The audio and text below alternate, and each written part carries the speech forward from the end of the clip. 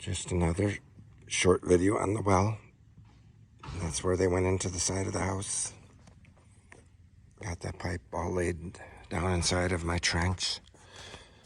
Now let's go downstairs and see what they did down there.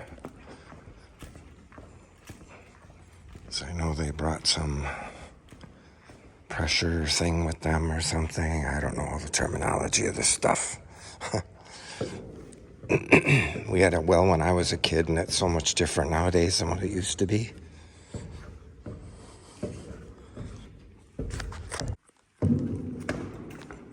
Let's check out and see what they did over here. Looks like they put in a pressure tank. It's all plumbed and wired temporarily. Looks like this will be the main feed to the house once they get plumbing in here.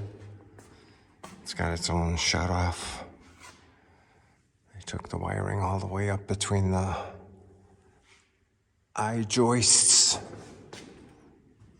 Brought it all the way across the basement. Right over here to that hole that they drilled from the outside that I showed you in the last video. So, all I remember as a kid is my dad just having a well in the garage, and that thing would sound like a elephant blaring whenever it would turn on. It was so loud. You almost had to evacuate the garage, it was so loud. And every once in a while there was like a 30 or 40 foot pipe that went into the garage floor with a check valve at the end. And it would just get a little tiny pebble in the check valve, and Dad would have to pull that whole thing out to release that pebble because it wouldn't suck water once that check valve was messed up. So that's it for here. We're expecting a load of gravel probably in the next half hour or so. And then we can start filling that trench up a little bit. That's it for now, thanks. First load of gravel is on its way in.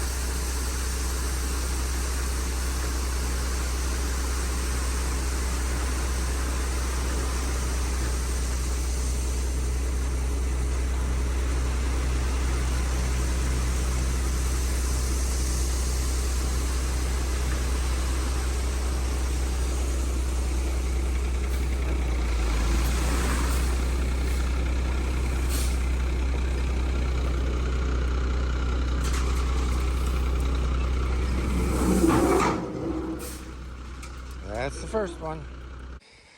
Just for additional information, using a standard flat shovel, I took out that much and I loaded that much. That's 100 shovelfuls on there, so you can see there's a lot of capacity in this thing. I haven't even begun to fill up that end, but right now this doesn't have a rear guard for the window, so I don't want to really take a chance of a rock bouncing up and hitting the window until I get some kind of a screen protector back there. I saw one when I was at the store that's got the screen all the way around, and then on the top I think it was like a 1,500-pound winch, and the guy was telling me you can raise the box up and the winch goes up with it, and then you can winch whatever it is on the ground, pull it up into the box while it's inclined, and then drop the box back down again, and you got your load without hardly any effort to put it in there.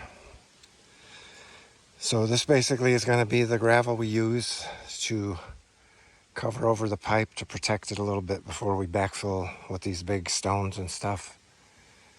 This rock is 57 is what they call it down here. It's basically anywhere from ½ inch to maybe 3/4 of an inch, somewhere in there. So it's a little bit easier to shovel than some of the larger 2 and 3 inch rocks. So we'll see how it goes. I don't know how far this little load will go, but we'll see. If it gets to be too big of a pain, we'll just rent a backhoe and do it that way. But it's good exercise, so we'll catch you later. So that's the first 100 shovels of gravel, just to show you how far it got.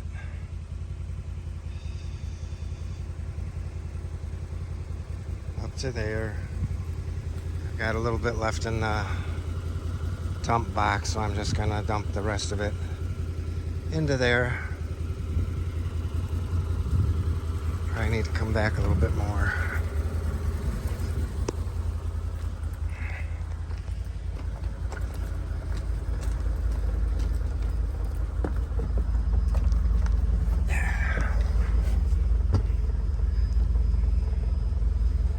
All of the shifting on this thing is done up here. It's got park, reverse, neutral, high, and extra low.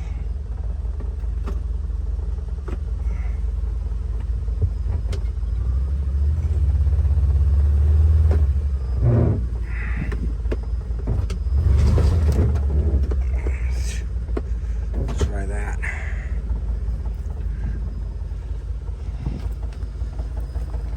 Your dump box is right here. Your winch cable for the front is right here, and your headlights are here. So let's see what this thing will do.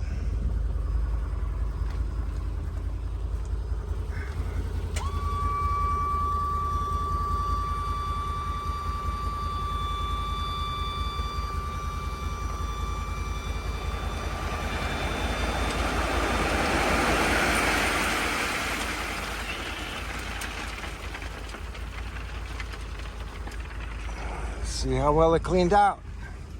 I know some of these other models, the beds don't raise high enough and you end up with stuff still stuck in them. Let's see how this one did. Pretty good. Those things that you see gravel stuck in, they've got like cutouts for 5-gallon buckets. So if you ever set a 5-gallon bucket down, you set it right inside those circles, and then they won't fall over to slide around, you know, stabilize them a little bit. So that's what's happening with the gravel. It's getting stuck in those ridges. So, but not too bad. There's some areas that didn't come down, but it won't take much effort to get that to come. Anywhere it didn't come out is because there was some kind of an obstruction. Like here they have ties on each side. There's another tie right here.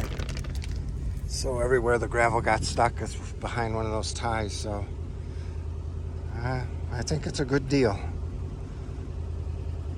The tailgate I read only has like 250-pound capacity, so you probably want to avoid a lot of people sitting on there or putting any of the load extending onto the tailgate. That probably would not be a good idea.